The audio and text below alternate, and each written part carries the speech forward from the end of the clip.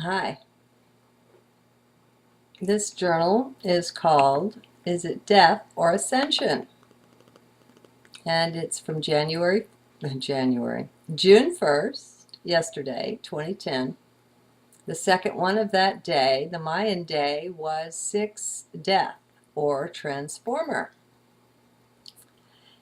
Yesterday was such an odd day, at least in regards to the journal, as in, I didn't write one. That doesn't mean I didn't do one, however, for as it turns out, I recorded another live one, another foray into staring into the webcam and seeking to keep center while doing it. I think it came out okay. Seeing that my topic, which I felt oncoming, was going to involve ETs, and seeing how I'd had such opposition to it the last time I did this, which was on the Kavassilas or Kavassilas cloud video, my most popular one on YouTube, by the way. Well, anyway, I armored up for this one, called in the reinforcements.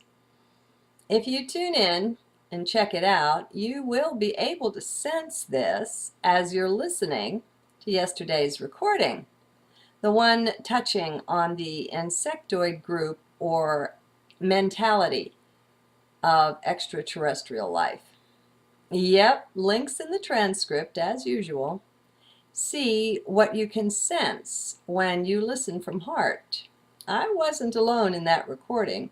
I surely had my helpers. It doesn't pay to be too uninvolved here in 3D. Most of you aren't likely to have had much of that experience, but I have, as any nitwit can guess. I'm barely attached here, many's the time. Well, that's good, and it's not, just like most things are. The not part is that if you don't occupy and fortify with your light, then you'll have others who'll try to work their ill will when you're not around, so to speak, when you're out and about other dimensions to visit. Now, this isn't as bad as some no doubt imagine, for the more light you carry, the purer your intentions, the fewer they are on the dark side of things who can stand your vibration, who are willing to come and mess with you then. What we haven't been taught or shown is how, by meeting darkness with mere light, not with fight, that wins the case.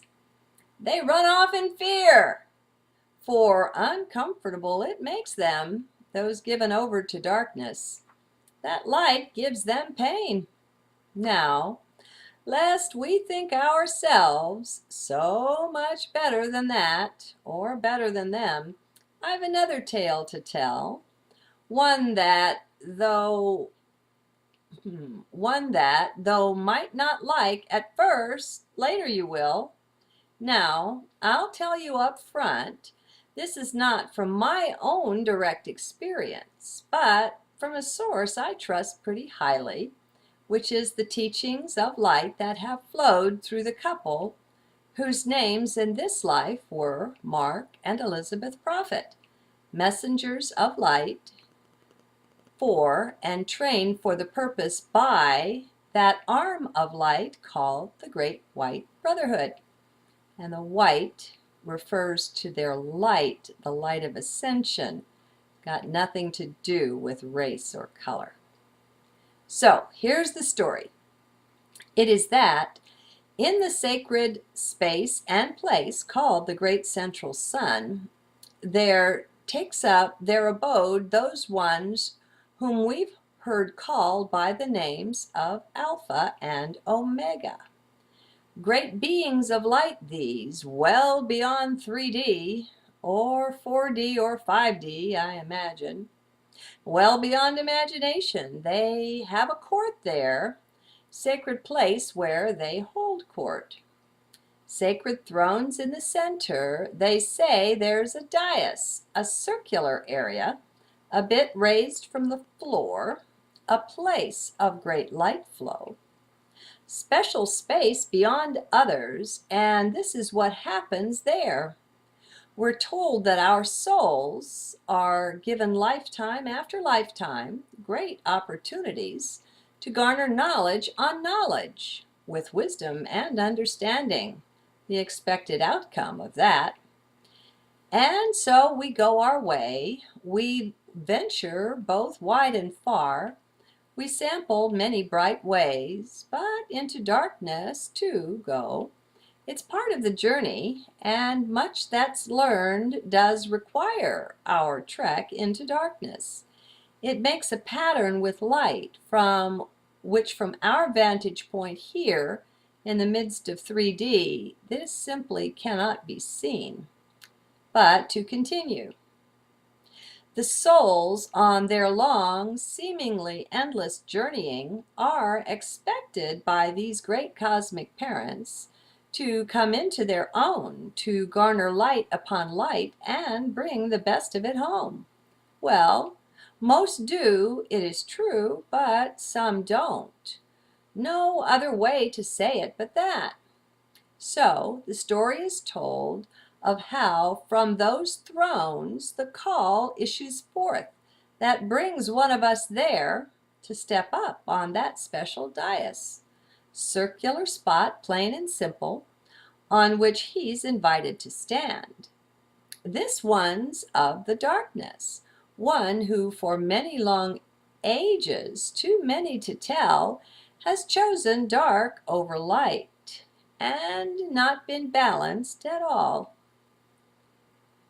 As before him sit both Alpha and Omega, the pristine image of that balance, yet dimmed their light somewhat, I bet they have for this one, not to o'erwhelm him in brightness.